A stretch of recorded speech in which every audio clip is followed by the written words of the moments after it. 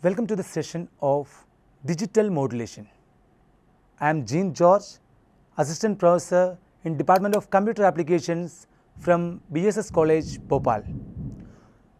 Already in the last session, we have discussed about analog modulation.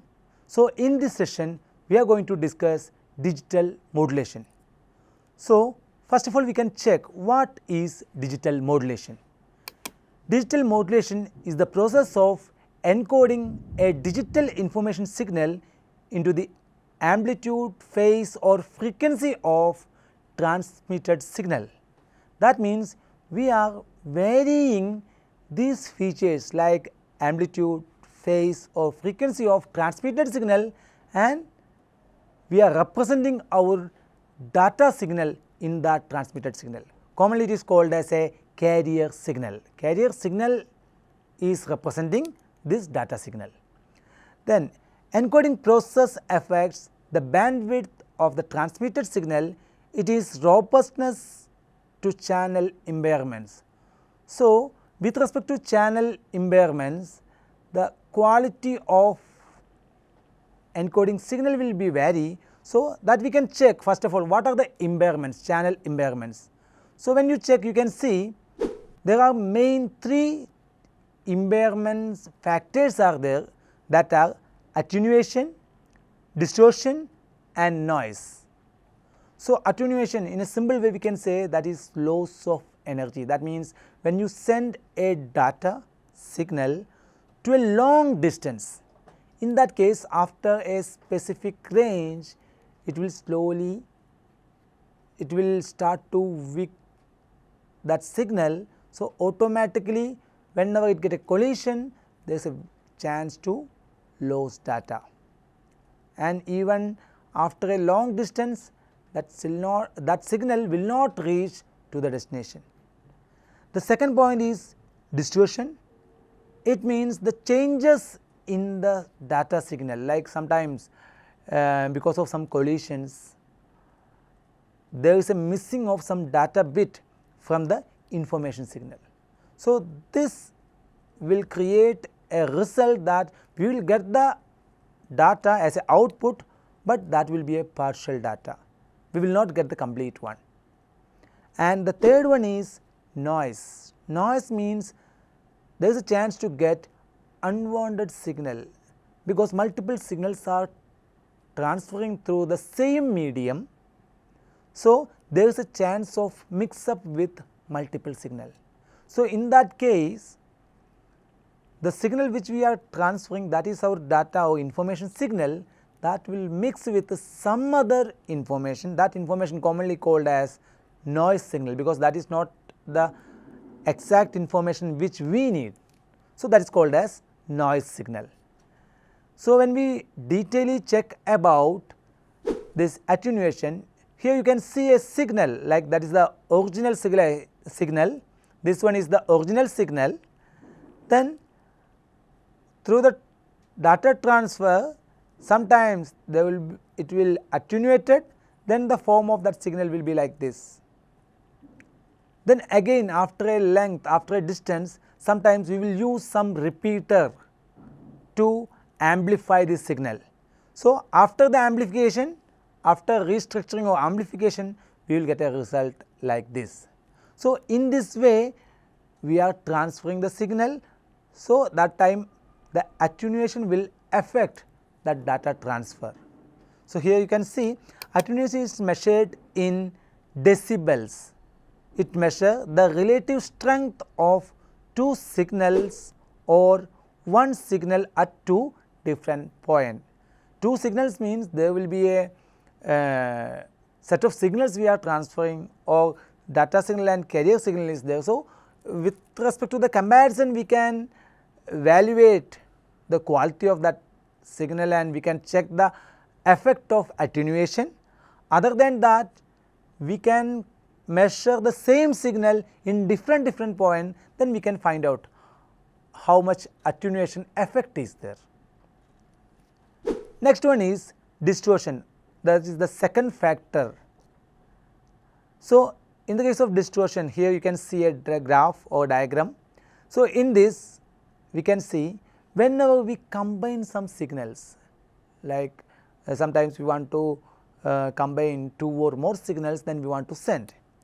In the case of that composite signals, when we transfer that data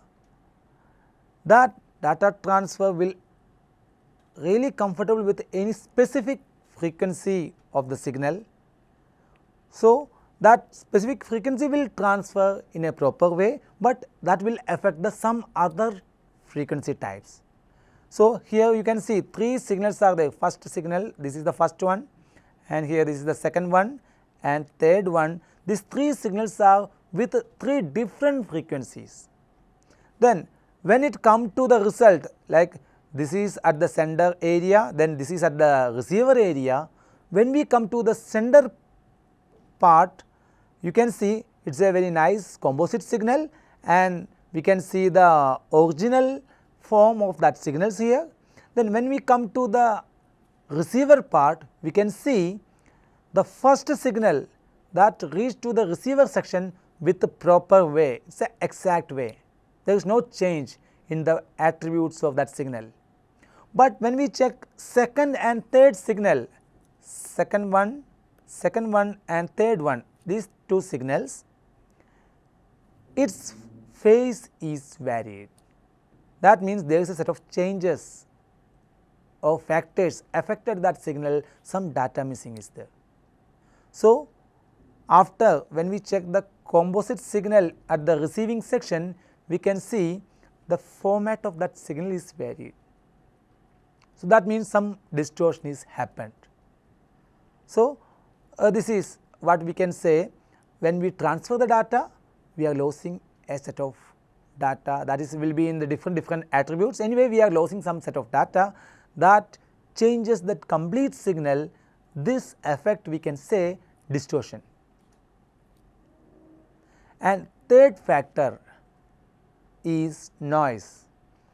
Noise means when we transfer data, already we told multiple type of data we are transferring, multiple types of signal is transferring through a single medium.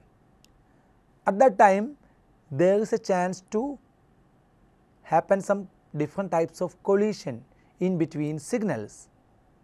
So, at the effect of that collision, we will get a new signal that will be the mixture of these 2 signals.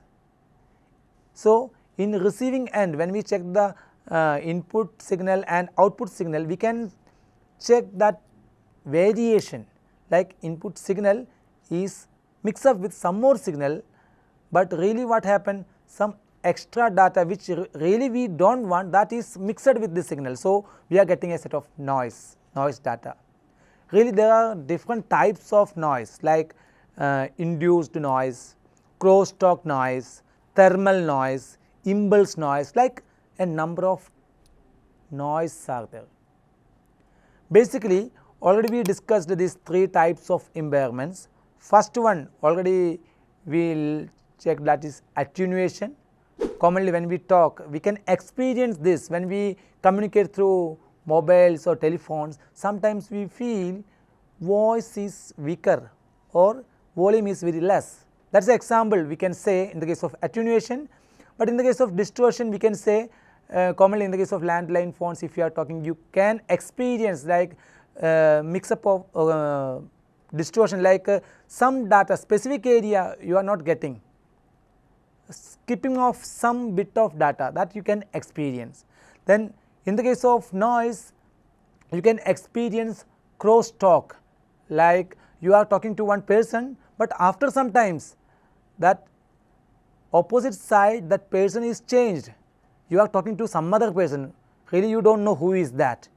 So, in that way there is a chance to change the destination person because of this crosstalk noise. So, these are the real time or real world example what we can talk about these impairments. Then when we come to the digital modulation, here you can see in the screen, this is the digital signal, the first one, and second one is called a carrier signal. That means digital signal is represented in ones and zeros format, and here is a proper strong carrier signal, that is named as B.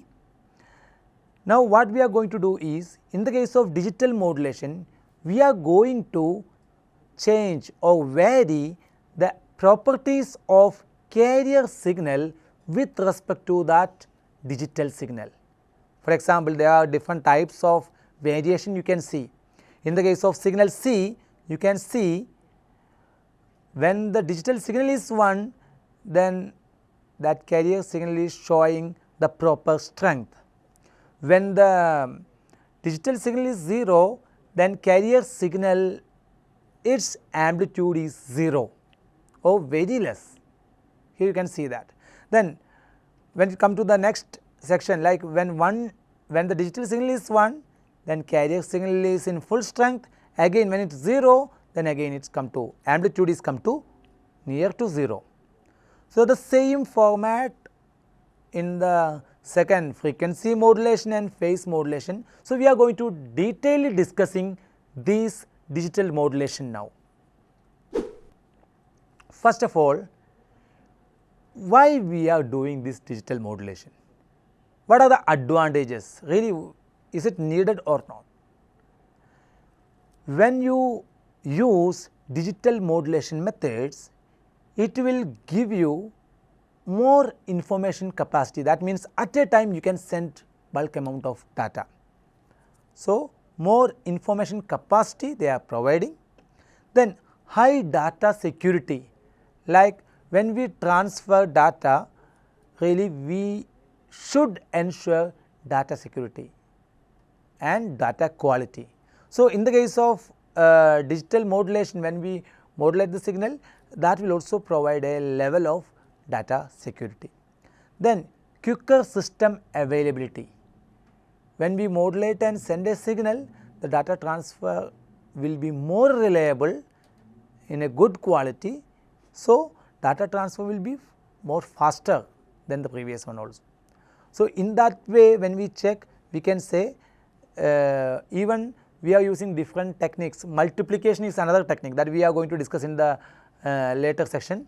So, when we use modulation, multiplication, all this will help you to send the data in a fastest way and relieve all the resources.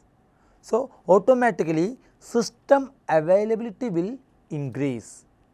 The next one is great quality communication, because here in all the case of digital modulation we can see we are sending digital data. Only two type of data are there, like 0 and 1. So, we are representing that in analog signal or analog format. We can say there is only two level. So, maintain that quality and regenerate it is comparatively easy. So, that are the main reason why we need to use digital modulation. We have three types of digital modulation techniques are there. First one ASK, that is the short form of amplitude shift keying, and second one FSK, that is the short form of frequency shift keying, and the third one is PSK, that is the short form of phase shift keying. So, one by one we can check what is amplitude shift keying. Here the instant amplitude of carrier signal is changed in quantity towards empty message signal, like MT, M means M is representing message. Here you can see M is representing message, inside that T, T means in a specific time period. So, in a specific time period we are changing the amplitude of carrier signal. That is what exactly we are doing in the case of amplitude shift keying. So, data is on off signal and the output is also an on off signal. Wherever the carrier is there when the data is 1, as well as the carrier is not present when the data is 0. That means binary signal is only two types. So, with respect to that we are varying the amplitude of carrier signal. So, this method is also called as OOK, that means on off keying, else we can say amplitude shift keying. These are the two names of this method. Then now we can check what are the applications. We are using this amplitude shift keying in IR remote controls, fiber optics transmitter and receiver. In these devices we can use amplitude shift keying. Here there is a diagram or graph. Through that very easily we can recognize what is happening when we do amplitude shift keying. Here initial one, this is the digital signal and carrier signal is not represented here, it represents the output. So, in the case of output you can see here this area the input signal value is 1. So, in the same place in output the same area is displaying proper amplitude of carrier signal. Then when the value of digital signal is 0, then here you can see the carrier signal's amplitude is nil, 0. So, in that way it is making a output and we can use it for data transfer. Next one we are going to discuss about frequency shift keying. So, in the case of frequency shift keying, the immediate frequency of carrier signal is changed, then the information will be transmitted. Like we have carrier signal, we will decide two set of frequency. For example, we can say first one will be WC1 and second one will be WC2. That are the two different frequency level. When the value of input signal is 1, then WC1 will be the frequency range, and when the value of input data is 0, then WC2 will be the frequency range. Like that we can transfer that data. The common applications are in the case of telephone line communication or remote metering application. These type of application we can use this frequency shift keying. Frequency shift keying, from this picture we can see there is a input data, it is representing ones and zeros. So, when the value is 1, the corresponding you can see the frequency of carrier signal that is maintained, that means F1. Then when the value of input signal is 0, then you can see the frequency is less. It is not 0, but it is less. So, there are two set of frequency ranges are there. The next one we are going to discuss about the last method, that is phase shift keying. In the case of phase shift keying, what we are doing is the instant phase of carrier signal is moved for this modulation. That means we are changing the phase of carrier signal with respect to zeros and ones. When the signal is 1, then the carrier signal within the phase is continue that phase. When it change from 1 to 0, in that change it will change its phase up to 180 degree. So, here you can check. First of all, we can see here the applications are wireless LAN, Bluetooth communication, satellite communication. In all these applications we are using phase shift keying. Through this diagram we can detailedly check exactly how this phase shift keying is working. Here you can see this is the input signal, binary signal, then this is the carrier signal is started, the output signal is started here. Then when it change from 1 to 0, then the phase of output signal is changed 180 degree. Really it should continue like this, but phase is changed near about 180 degree. So, that is why it continue in this way, right. So, again next instance when it change from 0 to 1, here you can see here this phase should continue like this, but it is changed up to 180 degree. So, in this way we are using phase shift keying. So, as a conclusion, now we are just comparing analog modulation and digital modulation. In the case of analog modulation, we can say signal can signify any value in a specific range, but in the case of digital signal, there is a specific discrete set of values. There is no continuous values or infinite number of values, not like that, only discrete set of values. Then in the case of second point, in the case of analog signal, analog modulation, we should use analog signal as a input. In digital, input will be digital signal.